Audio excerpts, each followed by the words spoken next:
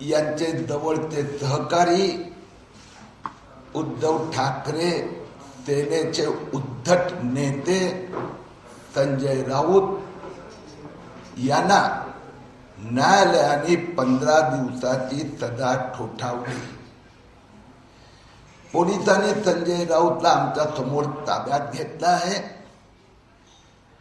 आता संजय राऊतच्या वकिलांनी जर अपील करायचं ठरवलं तर मग त्यांना जामीन दिला जाणार। न्यायाधीशाने हेही सांगितलं की ज्या पद्धतीने संजय राऊतने राज्यसभेचे ज्येष्ठ सदस्य एका शिक्षक प्राध्यापिका त्यांना बदनाम करण्यास संबंधित जे मीडियामध्ये वक्तव्य करत बसले त्यासाठी 25,000 रुपयेचा दंडही ठोठावला आहे। हा दंड तक्रारदार मेधा तोमय्यांना दिला जाणार। ही जी कंप्लेंट आहे हे 18 मे 2022 रोजी उद्धव ठाकरे मुख्यमंत्री असताना आम्ही न्यायालयात दाखल केली होती। खरं म्हणजे आधी आम्ही पोलीस स्टेशनला तक्रार केली होती, पण उद्धव ठाकरे मुख्यमंत्री तत्कालीन त्यांच्या दबावामुळे पोलिसांनी काही केलं नाही, म्हणून न्यायालयात जावं लागलं। न्यायालयाने दखल घेतली आणि आज 28 महिन्यानंतर तोमय्या परिवाराला न्याय मिळाला।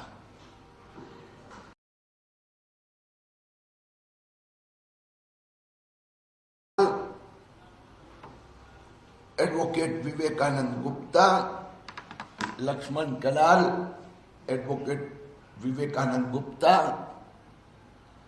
आणि दिव्या कनाल या तिघांनी 28 महिने या प्रकरणात न्यायालयात आर्ग्युमेंट केली होती। मेधा तोमय्या ही वारंवार कोर्टात उपस्थित रहत होत्या। मैं हिंदी में भी बोल देता हूं, फिर आगे जाएंगे। उद्धव ठाकरे जी के निकटतम सहयोगी राज्यसभा के इतने सीनियर मेंबर, उन्होंने तोमय्या परिवार,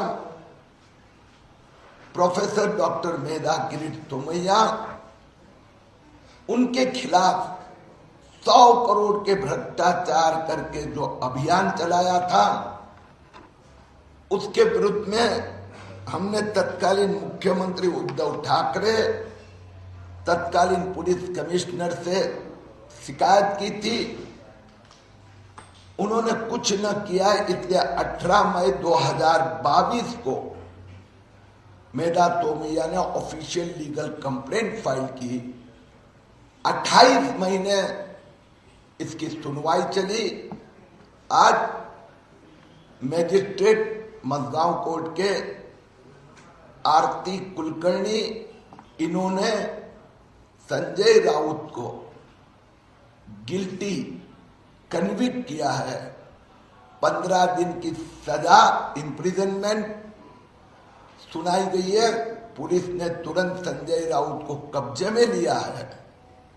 अब अगर संजय राउत ने उच्च न्यायालय में अपील फाइल करने का निर्णय की लिया तो उसको जामीन दिया जाएगा।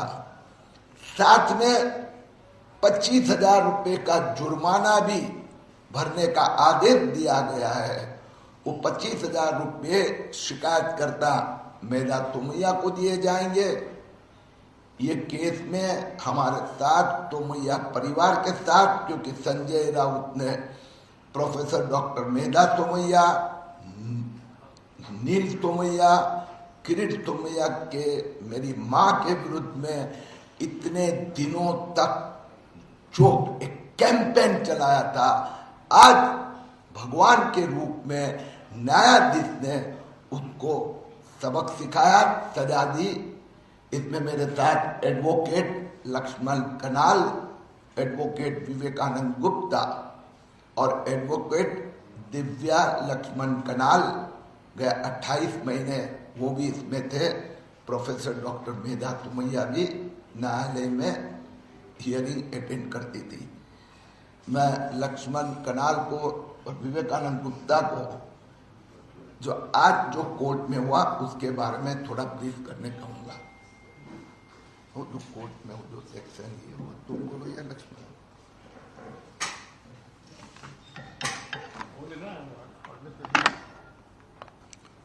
कोर्ट ले दूंगा। आज की जो जजमेंट है वो काफी वेलकम जजमेंट है।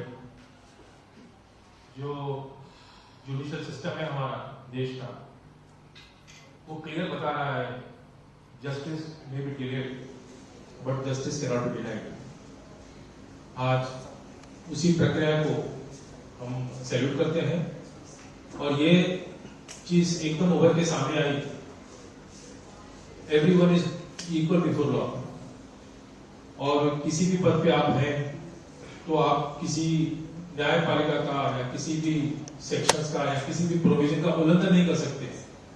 ये बात एकदम स्पष्ट हो गई है और हम आभार मानते हैं कोर्ट को, जिस तरह से कोर्ट की प्रक्रिया 28 महीने चली और जिस तरह से हियरिंग हुई और जिस तरह से कानून प्रक्रिया का प्रोसेस होते हुए जो डिसीजन आया उसको हम आभार मानते हैं, सैल्यूट करते हैं।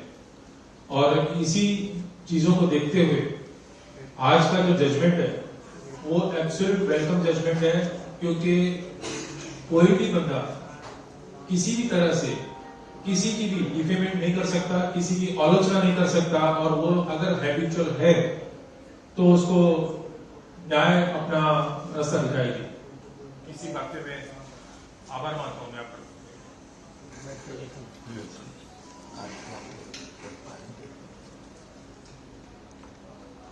आज कोर्ट में जजमेंट का दिन था।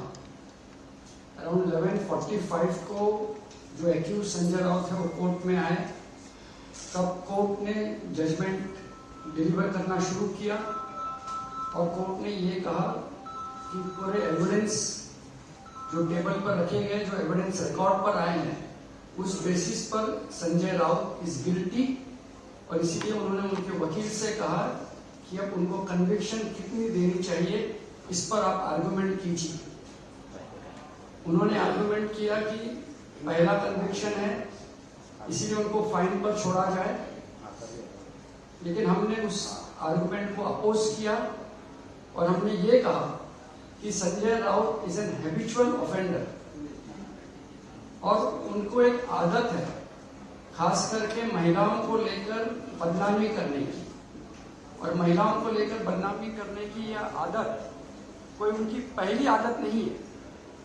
आज ये जो उन्होंने महिला, डॉक्टर मेधा किरीट सोमैया एक महिला है, एक प्रोफेसर है, दुनिया भर के एक रिनाउंड इंस्टीट्यूशन में वो लेक्चर देती हैं, उनके ऊपर उन्होंने बदनामी का आरोप किया, बेबुनियाद आरोप किया, वो आज हमने सिद्ध कर दिया।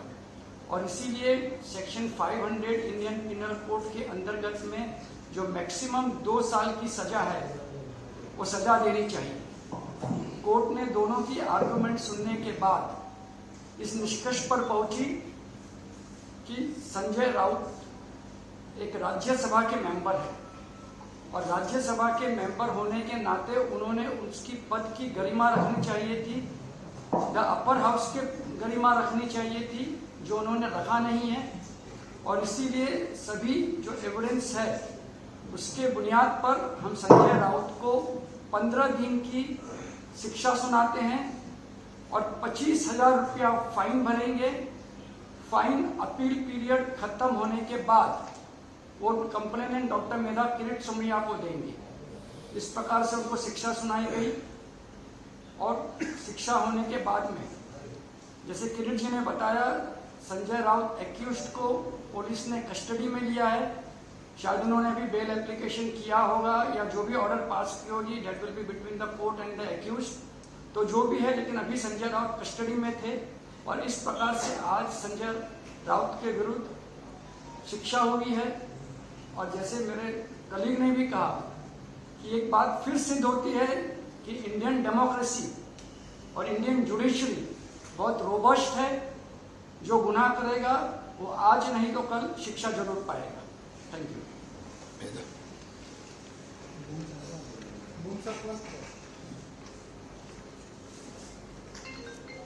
आजचा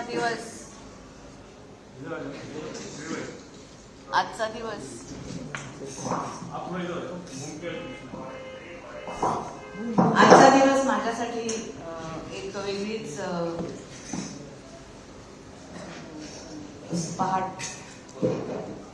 आजचा दिवस माझ्यासाठी एक वेगळीच पहाट देऊन उगवलेला आहे असं मला वाटतं. मला अशा प्रकारच्या कार्यक्रमांची सवय नाही आहे, त्यामुळे काही चूक झाली तर माफी असावी. मला अतिशय आनंद होतोय आणि समाधान वाटतंय की न्यायालयाने माझी बाजू ऐकून घेतली आणि मला योग्य तो न्याय दिला. माझा न्यायव्यवस्थेवरती विश्वास आहे आणि तो यामुळे दृढही झालेला आहे. आजही भारतीय न्यायव्यवस्था ही रामशास्त्री प्रभूंची परंपरा निस्पृहतेची पाळते आहे. ते पाहून खूप बरं वाटलं. आणि दुसरं मला तुम्हाला सांगावंसं वाटतं की समाजामध्ये बेताल वक्तव्यवर जर का करणार असेल तर एक शिक्षिका म्हणून, एक समाजसेवक म्हणून किंवा सेविका म्हणून आम्ही सहन करणार नाही. आणि तेच उदाहरण मी समाजापुढे दाखवण्याचा किंवा ठेवण्याचा प्रयत्न केला.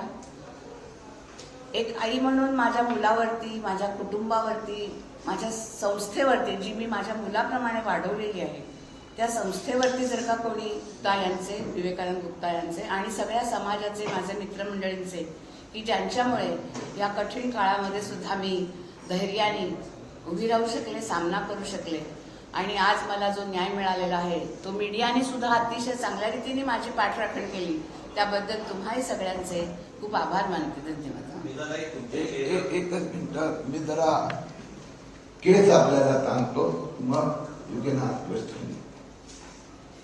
संजय राऊत यांनी फेब्रुवारी 2022 पासून उद्धव ठाकरे परत मातोश्रीवर गेले.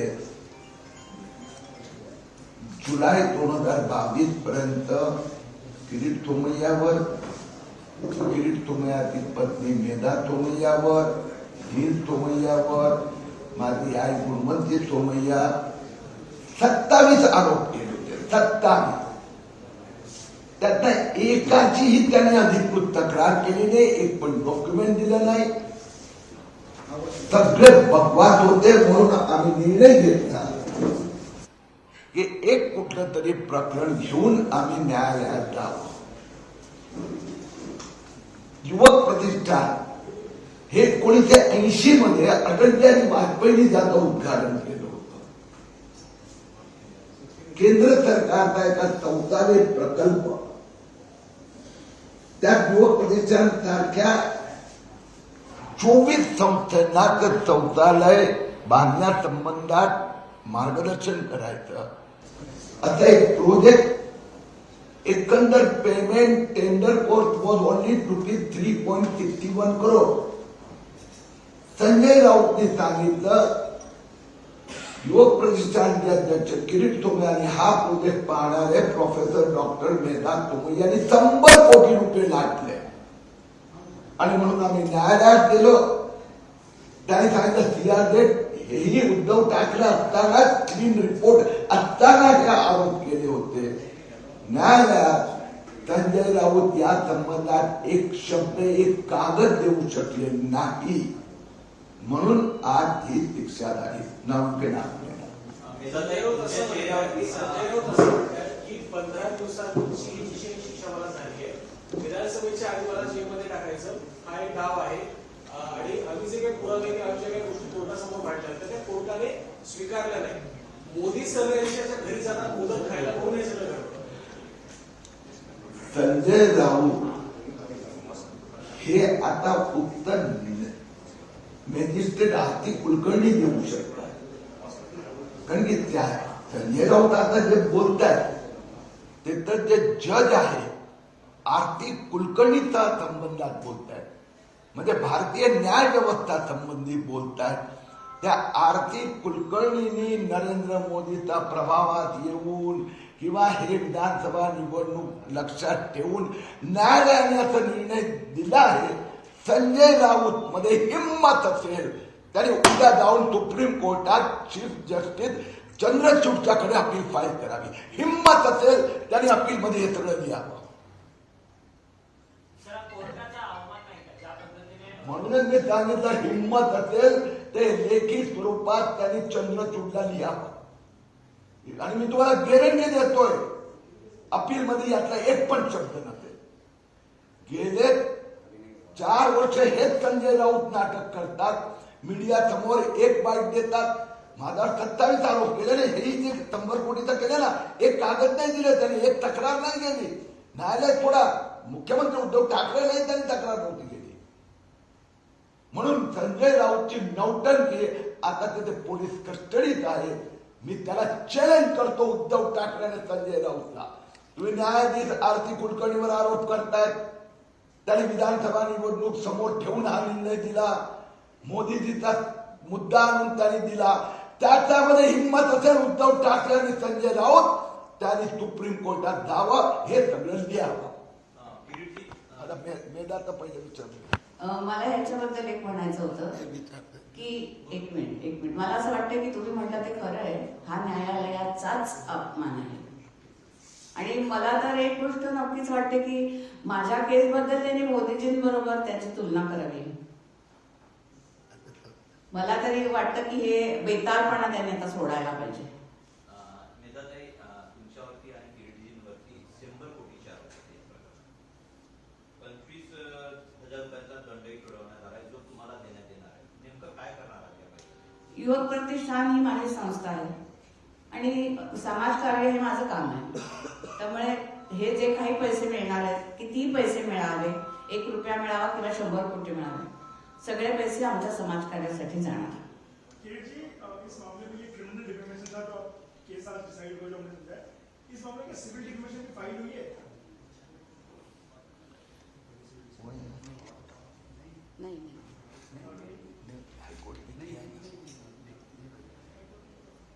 अभी यही तक है. अभी जो संजय राउत ने अभी किसी पत्रकार ने कहा कि उन्होंने बाइट देते समय, प्रतिक्रिया देते समय ऐसा कहा है कि विधानसभा का चुनाव नरेंद्र मोदी जी, भारतीय जनता पार्टी, ये सब ध्यान में रखकर मैजिस्ट्रेट आरती कुलकर्णी ने यह निर्णय जजमेंट दिया है. तो यानी इसका जवाब किरीट सुमे कैसे देगा? पत्रकारों ने ये जवाब न्यायाधीश को पूछना पड़ेगा. लेकिन मैं उद्धव ठाकरे और संजय राउत के बारे में इतना जरूर कह सकता हूं, मीडिया के सामने ये बोलते हैं, अगर संजय राउत और उद्धव ठाकरे में हिम्मत हो तो यह बात वो कल सुप्रीम कोर्ट में याचिका दाखल करे और चंद्रचूड़ जी के सामने ये सब लिखे या वो सब बोले. मैं चैलेंज करता हूं. सब मीडिया में स्टंटबाजी करने के संजय राउत के स्टेटमेंट होते हैं, एक भी वाक्य इसमें से बोलने की हिम्मत नहीं है. किरीट भाई जिस तरीके से संजय राउत को आज जो सजा मिली है, क्या उसके बाद आपको लगता है कि उनका झूठ बोलने का जो आप लोग कह रहे हैं कि झूठ बोलते हैं, बदनाम करते हैं, ये सब चीजों को रोकेंगे? कोर्ट ने क्या ये भी सेक्शन दिया कि आगे झूठ मत बोलो? आज न्यायालय ने हमारे वकील विवेकानंद गुप्ता और एडवोकेट लक्ष्मण कनाल को पूछा कि ये जो आप बोल रहे थे बहुत किसी ने के ऊपर आरोप करते, तो इसमें पहले कभी सजा हुई है क्या? तो 2016 में इसी प्रकार से मेधा के ऊपर कोई दूसरी कोई कंपनी थी, तो उसका ऐसा प्रोजेक्ट वो उसका नाम मेधा था, तो इसके नाम पर खपा के तब हम उच्च न्यायालय में गए थे. तभी उच्च न्यायालय ने कहा था कि संजय राउत आज के बाद सोमैया परिवार के सामने एक भी प्रकार का अपशब्द या आरोप नहीं लगा सकता. लेकिन वो तो क्या है ना, क्या बोलते हैं ना, वो टेढ़ी से टेढ़ी. इसलिए फिर हमने परिवार ने निर्णय लिया 2022 में अब तो क्रिमिनल केस फाइल करे. वो सिविल केस था और अब सबक सिखाया आप मुझे क्या, मैं संजय राउत को चैलेंज करता हूं, कल जाके आरोप करे वो हमारे परिवार के किसी भी सदस्य में हिम्मत है तो करके दिखाए।